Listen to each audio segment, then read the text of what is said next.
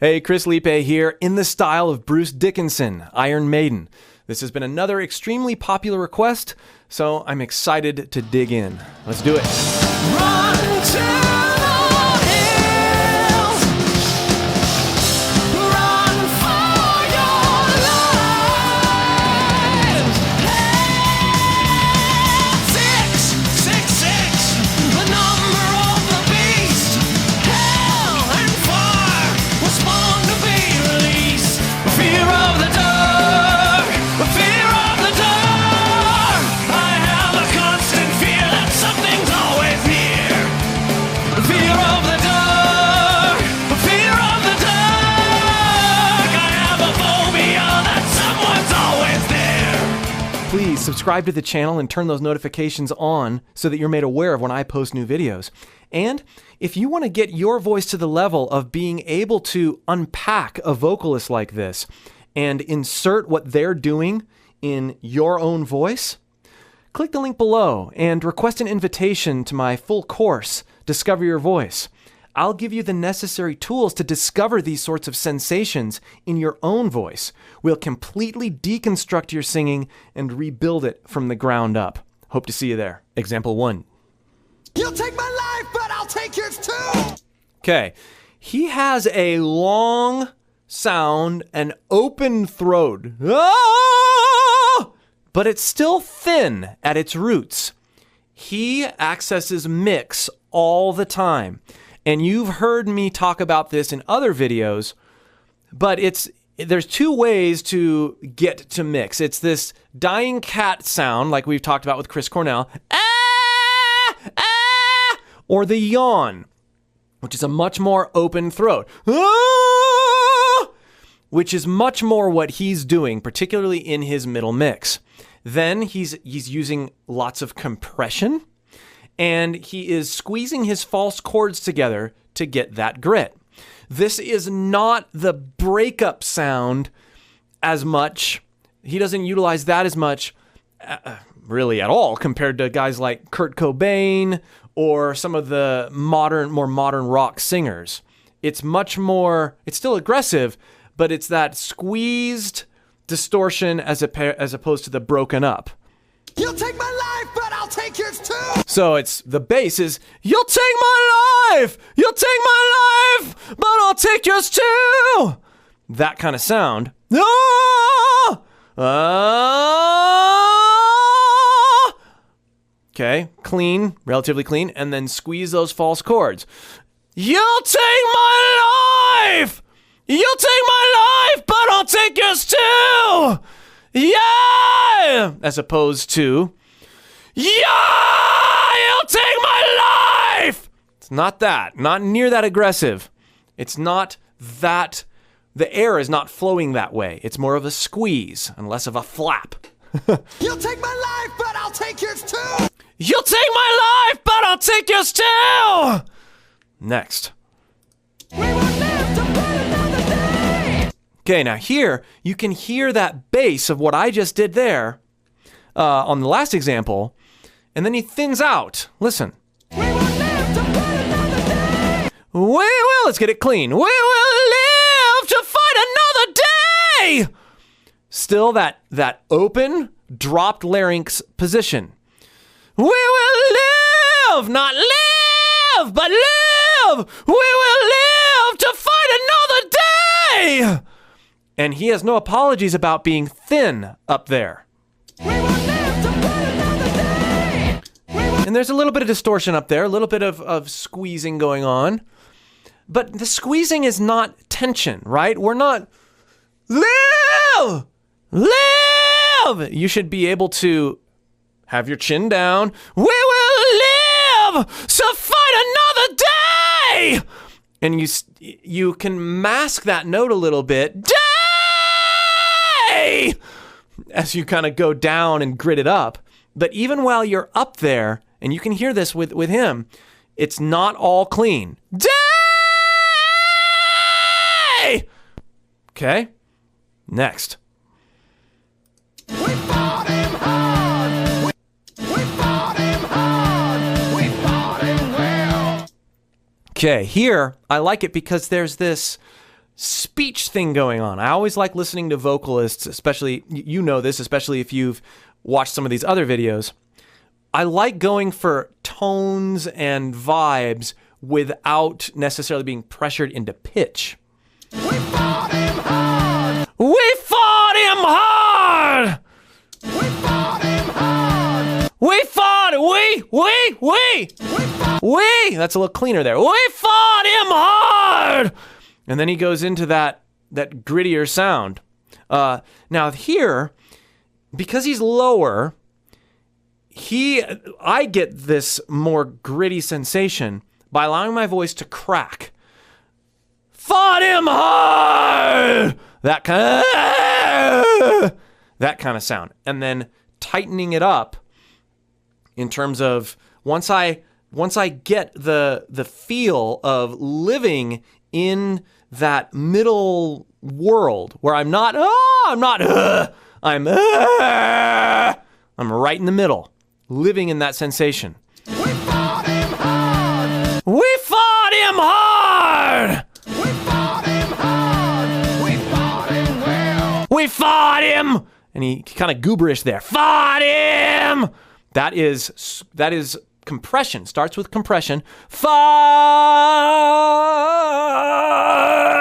above the larynx. Fought him well. And then really placing that forward, singing on the tip of your tongue, getting that sound from here forward. So, fought him well. No, we don't want Cookie Monster. We don't want that. We don't want it low. We want an upward and forward sensation. We fought him hard. We fought him hard. We fought him well. Next. Run for your life. I love this line. I like the range. I like the different tonal things that happen as he goes up. I'll point them out and get these things in my own voice. It'll be really cool. Run! Run! He's actually a little thinner there. Run! Run! Run for your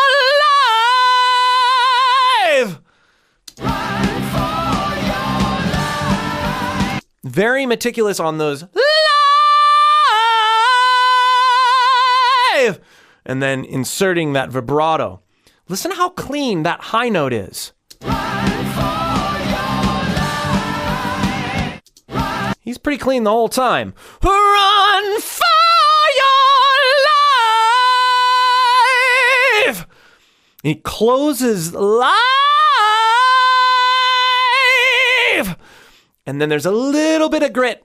Not necessarily noticeable in this particular sample, but when you listen to the rest of the song, you can hear as he closes life, he breaks up. And various times that he does this throughout the song, there's some beautiful inconsistencies that happen as he really gets into it. Let's play with it a little bit. Run, run, run, run for your life. Run for your life. Keep things open. Drop larynx. Let it thin out as you go high, high.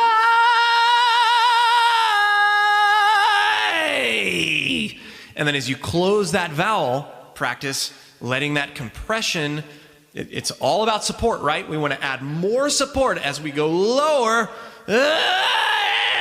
and allow that compression to grit up. That's going to help our high notes that are cleaner be tied into a more gritty bass, which is always fun.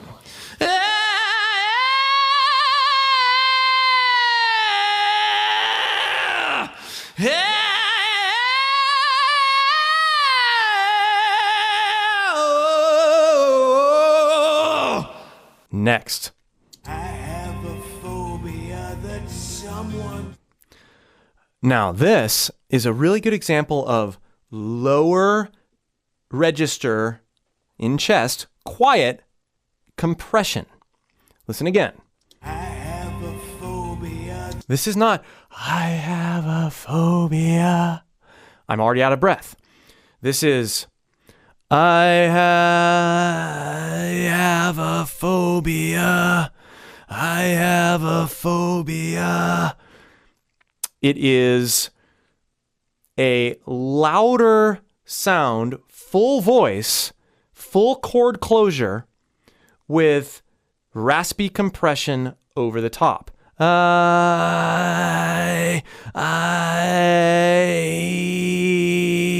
As opposed to I.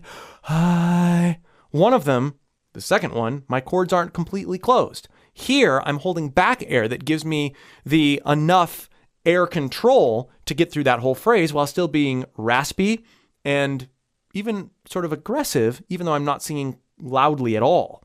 I have a phobia that someone... I have a phobia that someone's... I have a phobia.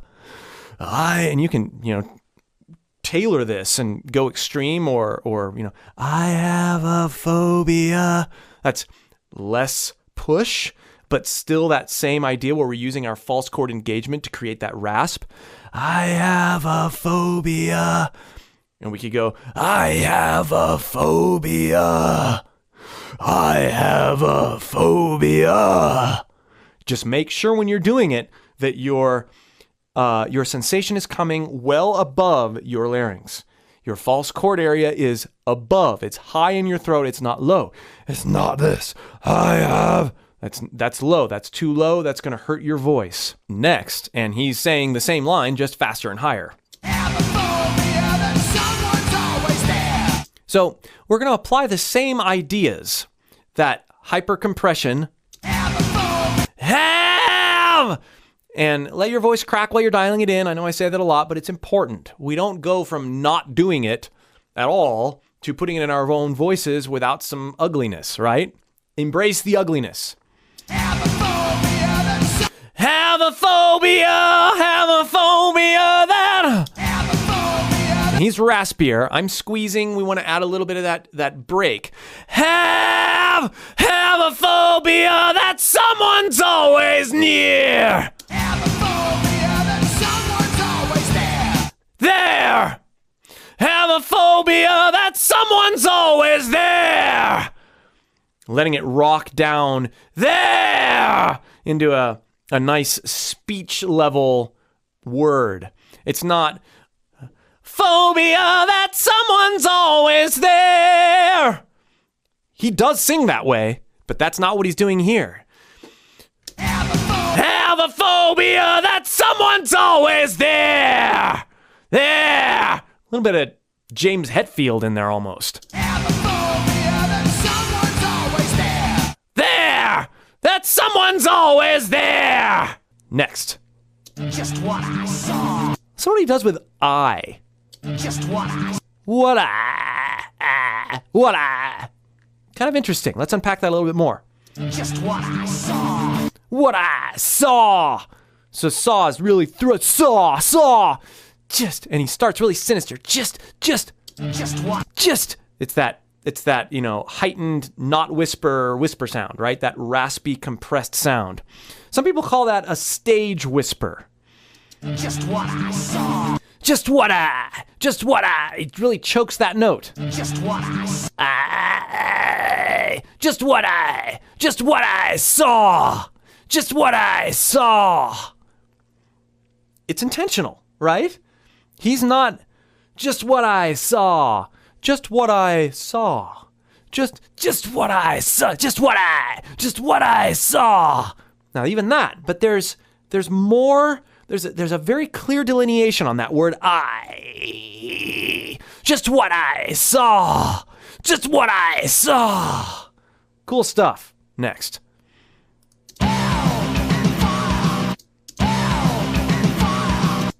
Now I like this line. He's using the vowels differently than he does in some other areas, and he's also doing that speaky thing again, which is so fun to play with when we're working with our own voices, because again, not all pitches are going to feel the same in every voice, and so we don't have that pressure to match pitch as much here. Hell! That's roughly the pitch, but it's, And listen to fire. Fire! Definitely has that open sound. Drop larynx, but then it's not fire! Fire! Fire! Fire! Fire! Hell and fire! Fire! Fire! Hell and fire! Hell and fire! Hell! Hell and fire! 666! Hell! Hell! Hell and fire! Hell! Combine it with pitch. Go to the different extremes. Hell and fire! Hell and fire! Hell! Hell and fire! Next. Okay. We're studying this because it really brings out that sort of operatic sound, that open throat, that dropped larynx, and compression. This is not sands of time, sands of...